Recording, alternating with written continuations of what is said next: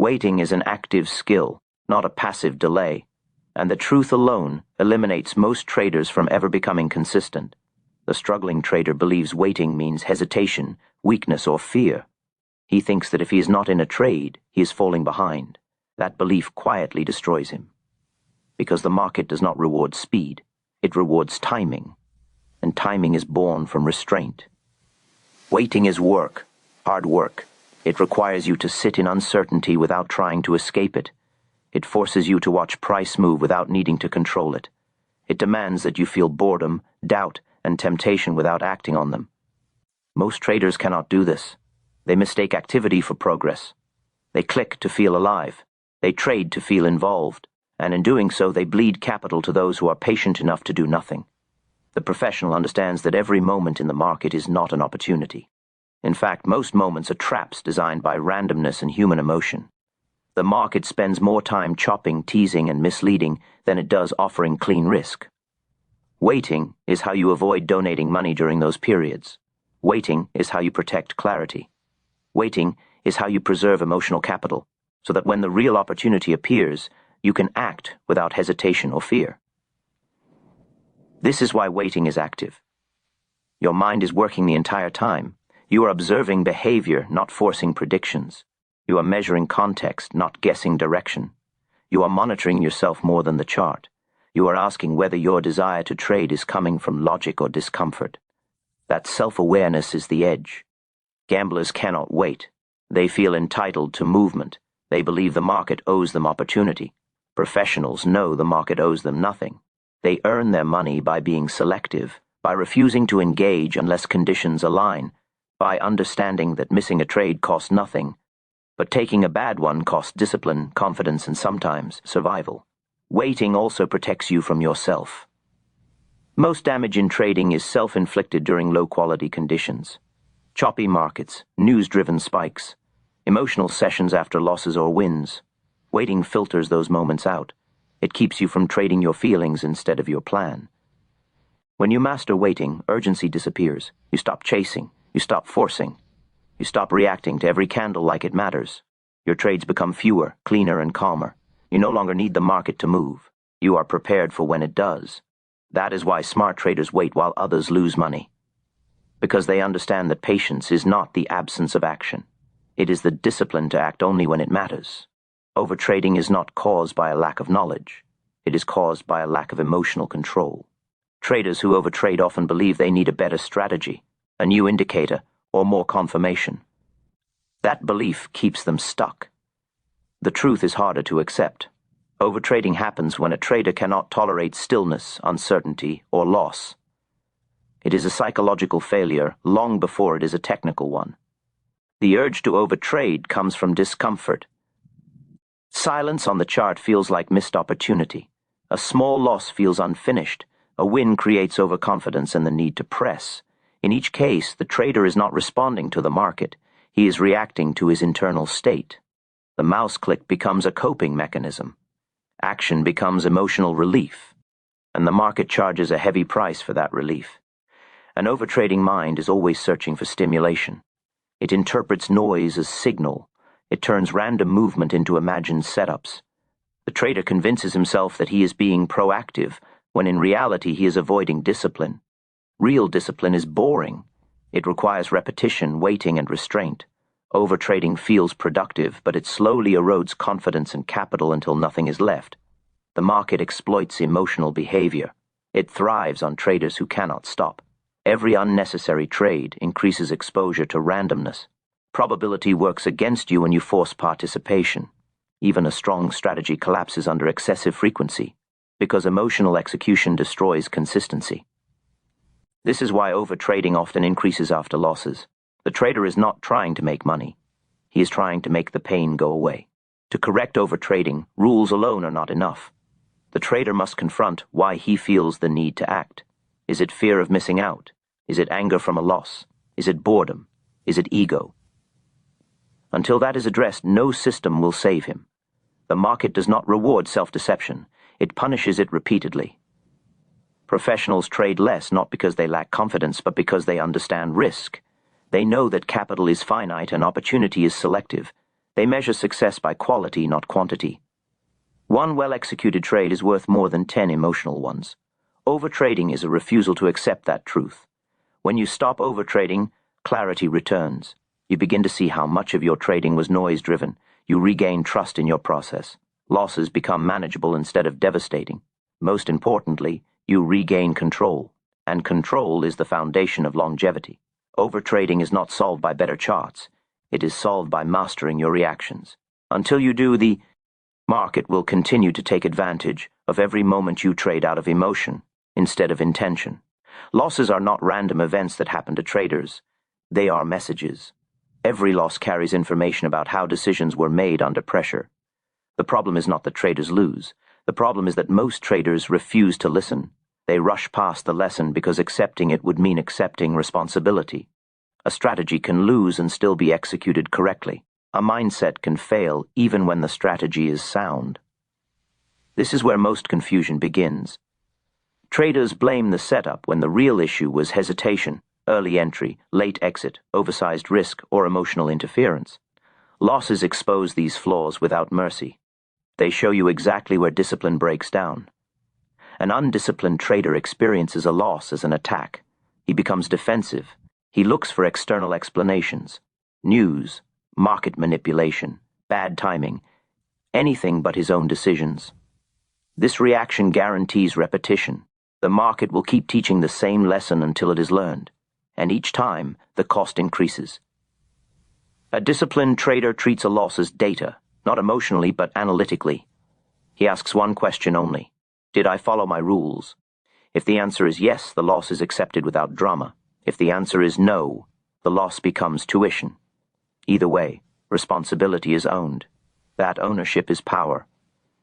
Most traders never progress because they view losses as failures instead of feedback. They try to avoid losses entirely, which leads to hesitation, fear, and missed opportunities. Or they chase losses aggressively, which leads to revenge trading. Both behaviors come from the same root: ego, the need to be right. Being wrong is unavoidable. Staying wrong is a choice. Losses are not the enemy. Emotional reactions to losses are.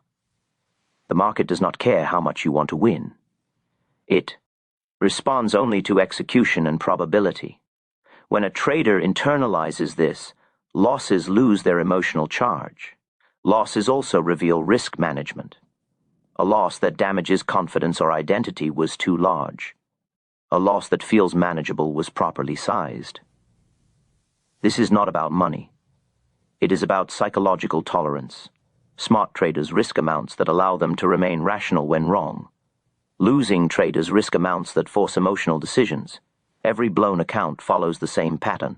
Losses ignored, rules bent, size increased, discipline abandoned. The account collapses not from one bad trade, but from a series of unexamined mistakes. Losses are unavoidable. Stagnation is optional. Traders who survive do not eliminate losses. They extract information from them and adjust behavior accordingly. Those who fail repeat them and call it bad luck. The market is not your enemy. It does not hunt you, target you, or care whether you win or lose. Believing otherwise is one of the most destructive illusions a trader can carry. When you view the market as an opponent, you stop taking responsibility.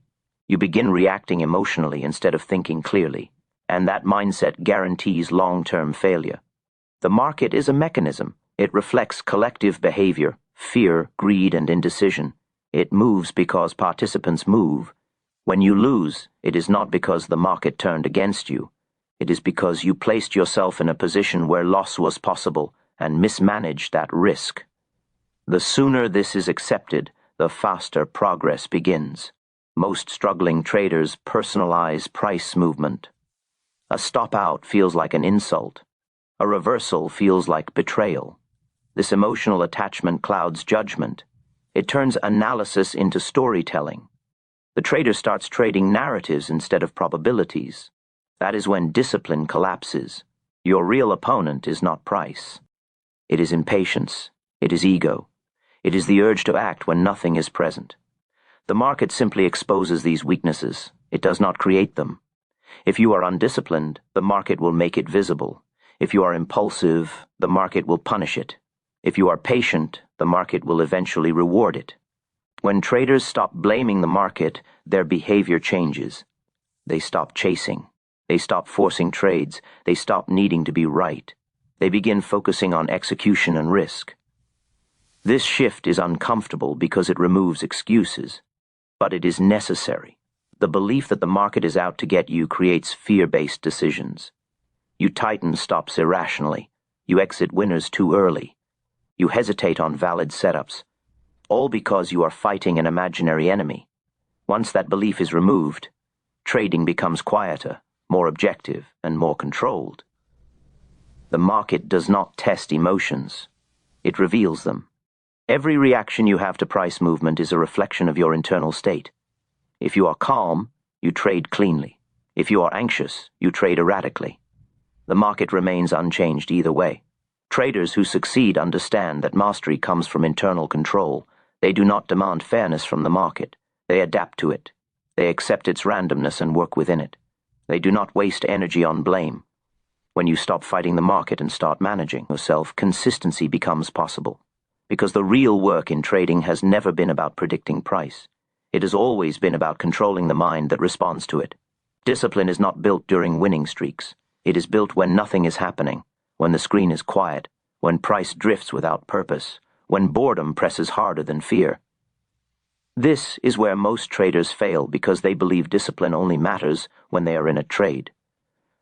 In reality, discipline is proven when you choose not to trade. Nothing happening feels unbearable to the undisciplined mind. It creates restlessness, doubt, the urge to manufacture opportunity. Traders start scrolling time frames, adjusting indicators, lowering standards. Not because the market changed, but because their tolerance for inactivity collapsed. That moment is where damage begins. Most losses are not caused by bad markets. They are caused by traders who could not sit through neutral conditions. Chop, consolidation, low-volume noise. These environments punish impatience. They grind down confidence and slowly drain accounts through 1,000 small cuts. Discipline would have avoided all of them. The disciplined trader understands that flat markets are part of the business. He does not feel entitled to movement. He does not need to be involved every day. He knows that waiting preserves both capital and clarity. Doing nothing is not avoidance. It is strategy. When nothing is happening, emotions surface, fear of missing out, anxiety about falling behind, doubt about one's edge. These emotions push traders to act prematurely. Discipline means allowing those emotions to exist without obeying them. That is mental strength. Not forcing calm, but refusing to react. Rules are easiest to follow when the setup is perfect. They are hardest to follow when conditions are unclear. That is why discipline is measured during inactivity. Can you stay out when your rules say no, even if price moves afterward? Can you accept missing a move without regret?